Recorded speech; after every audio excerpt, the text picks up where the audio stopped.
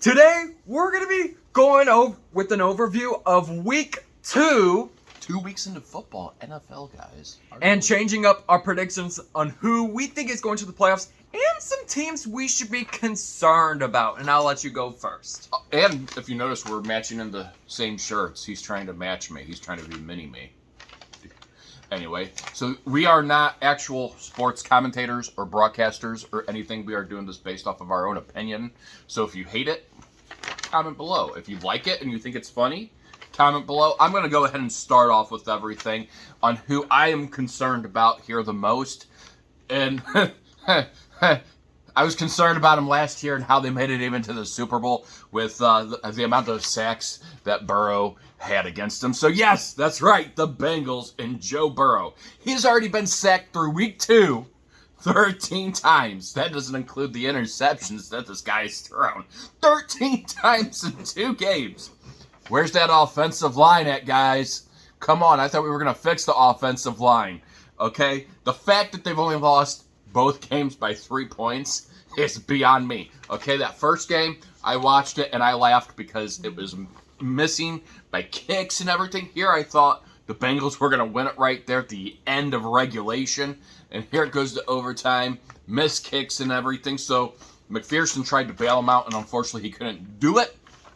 And then this last game against the Cowboys, oh my gosh, you know, 7 sacks. 7 sacks. That's where that Dallas defense really needed to be in everything. Hey, instead of worrying about calling them the Who Day Nation, they should call themselves the We Get Sacked Nation. So changing your names to the We Get Sacked Nation starting today until you fix that offensive line, I think they're headed down the crapper tank.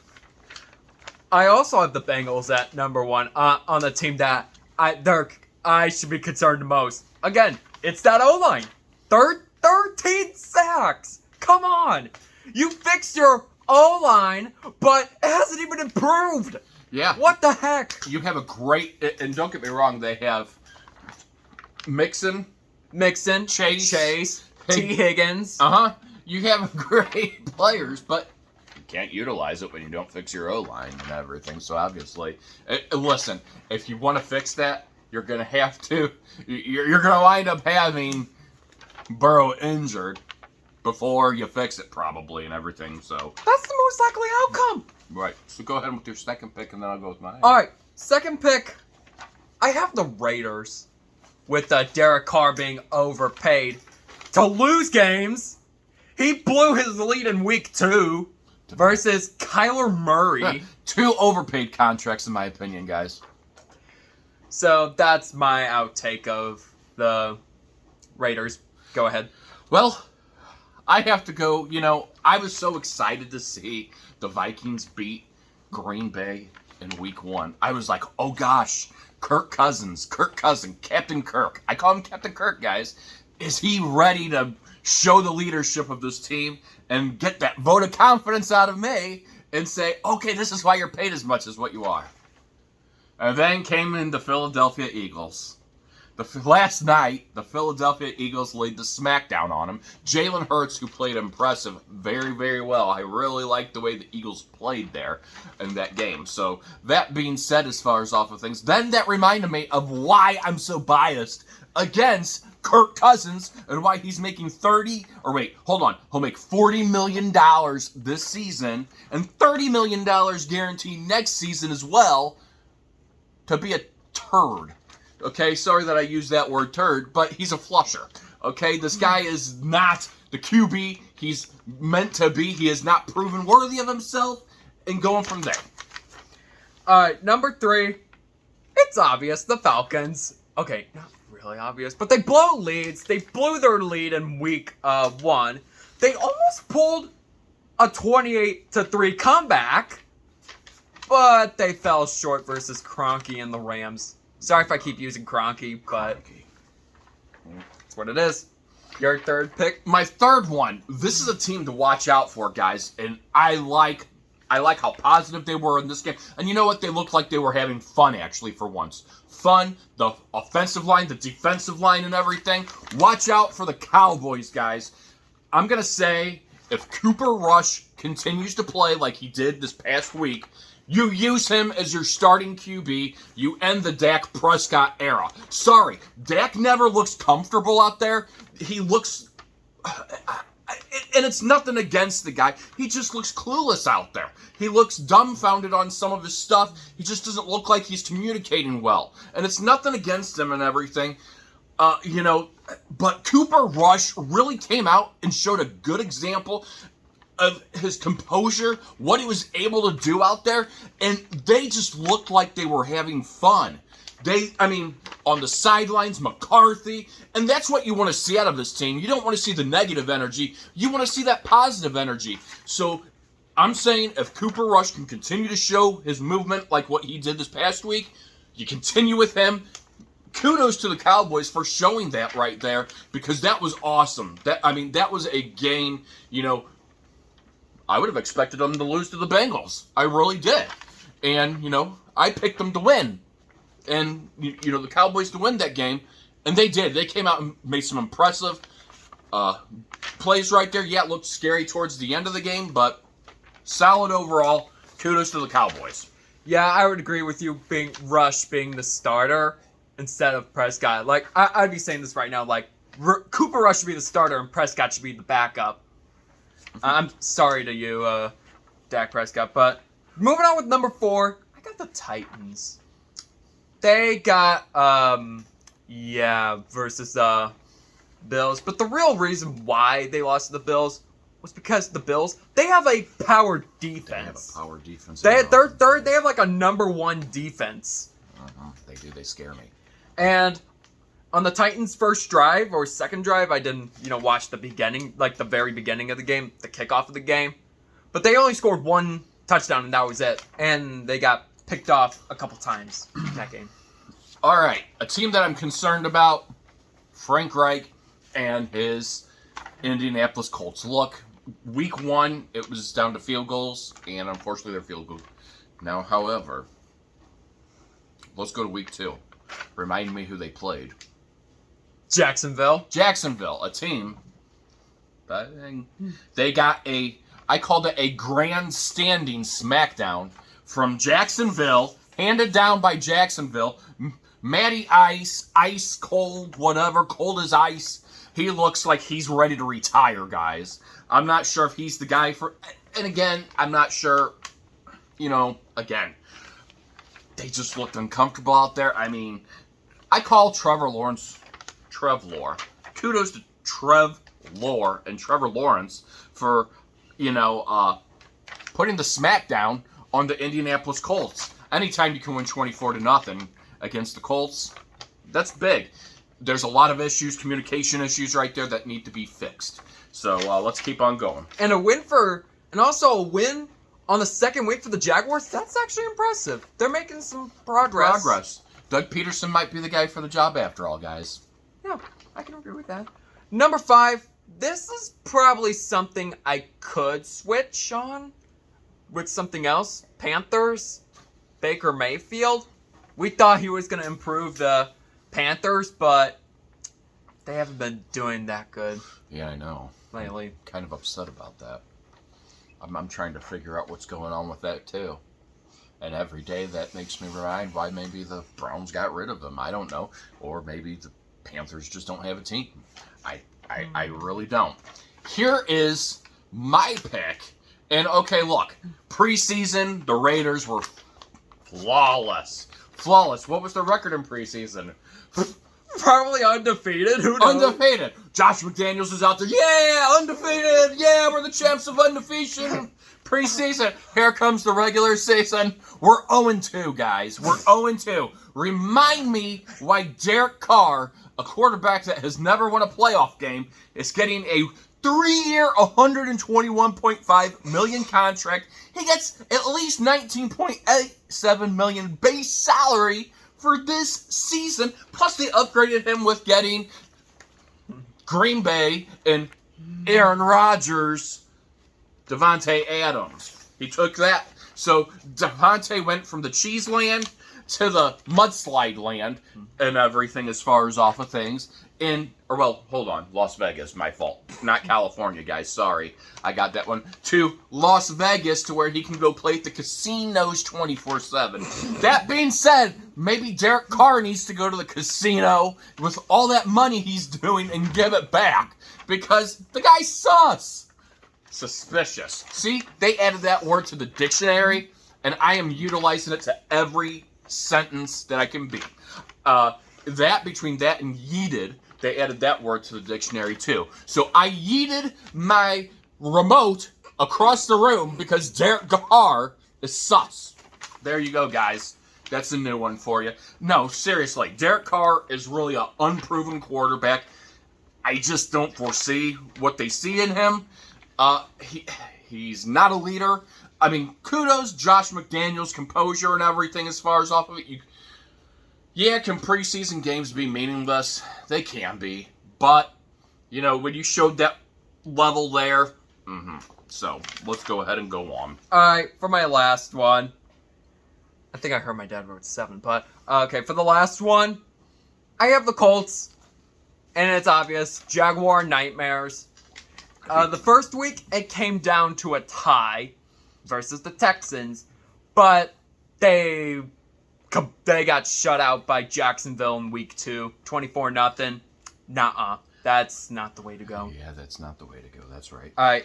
Next off, this is a compliment. The 49ers. This might be the best thing that ever happened here, is that Garoppolo did not get traded in the offseason because of, and yes, he restructured his contract and everything. So everything works out,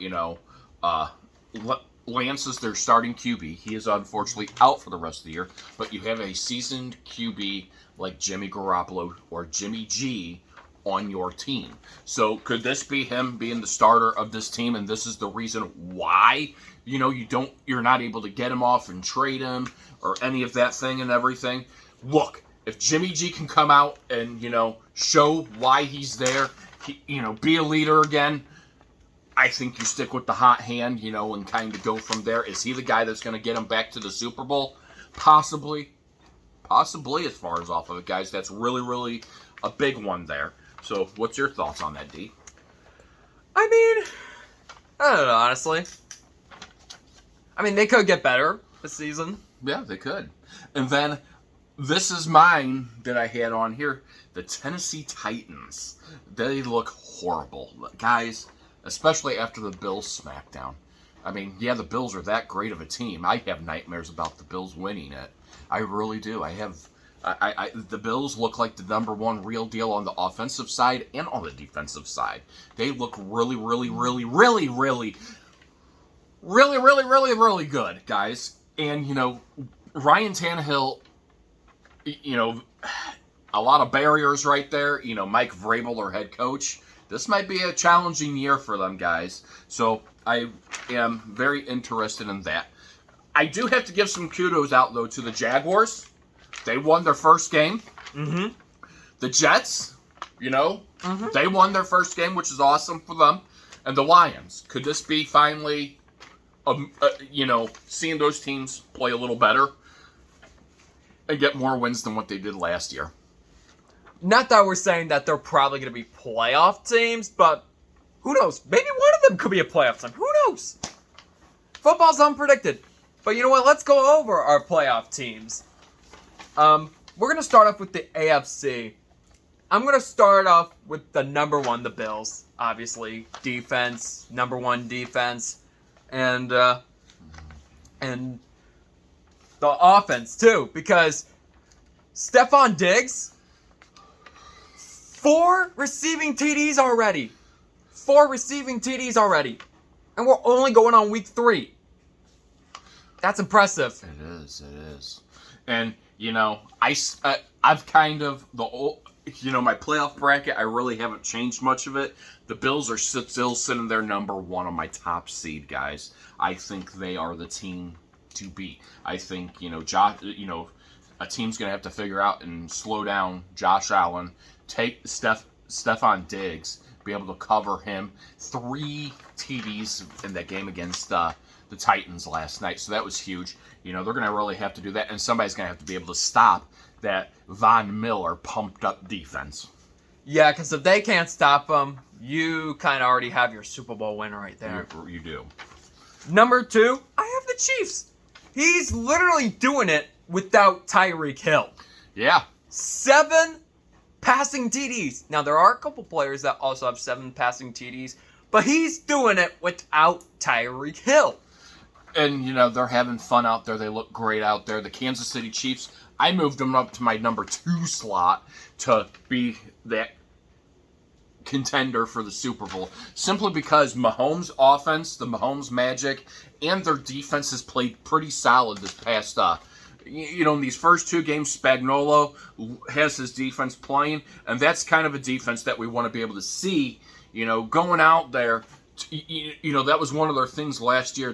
The defense was really, really shaky, and right now it looks where they've kind of fixed some of those kinks out. And look, while he doesn't have Tyreek Hill, you know, Tyreek's playing very good in Miami right now with Tua. I mean, I'm happy for the Dolphins right now.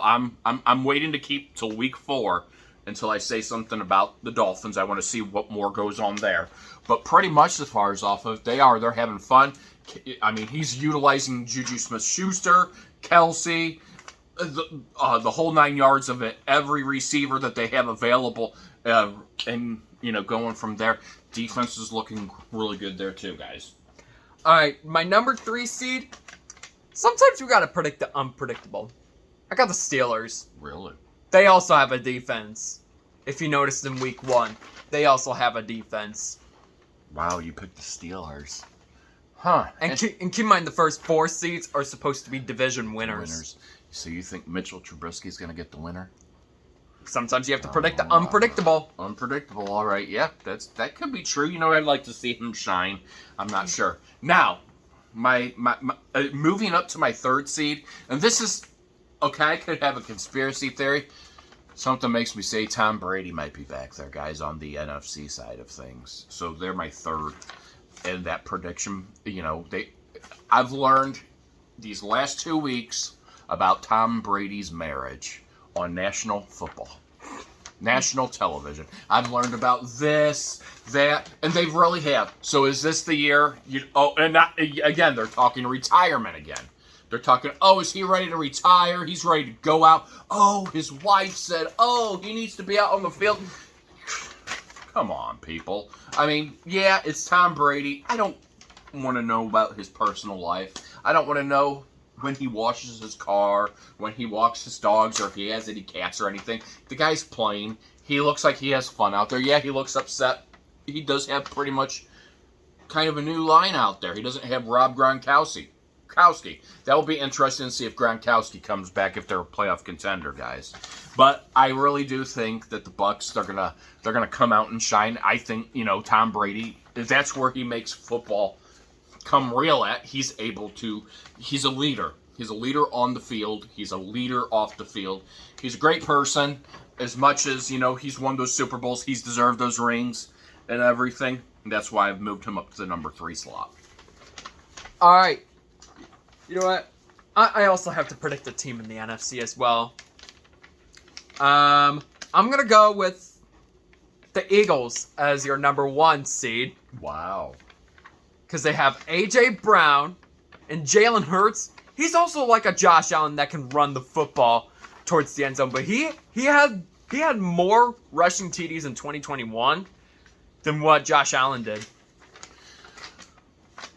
My number 4. I'm gonna. They moved down, but I'm hoping to move this one back up, maybe to the 3rd, and take over. I'm waiting to see what they do against the Buccaneers this year. It is our friend Aaron Rodgers.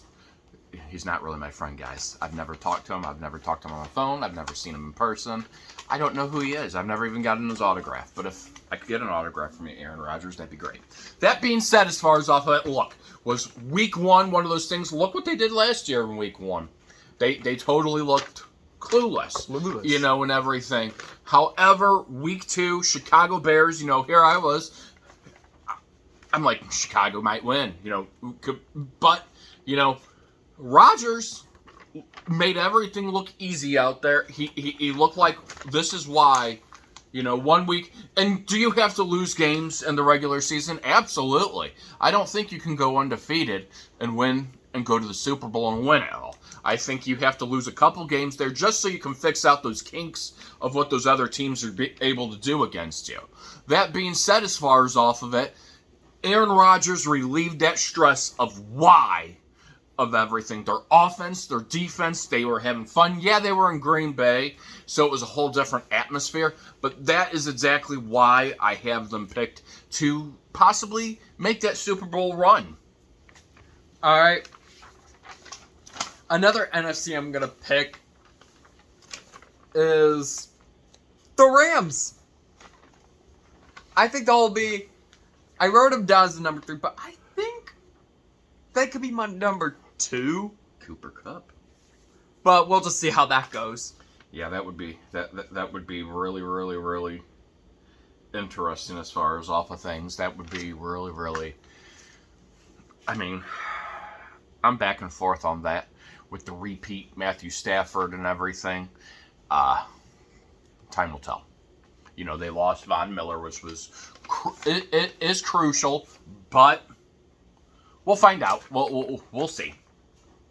All right, and that will conclude it for today's video. Again, if you guys like our content, then smash that subscribe button, smash the like button, and also watch out for a possible updated top 10 most home runs in a single season, because Aaron Judge is now on the list. Yeah. So you're gonna have to watch out for that video. But until then, I will see you guys in the next video. Peace out.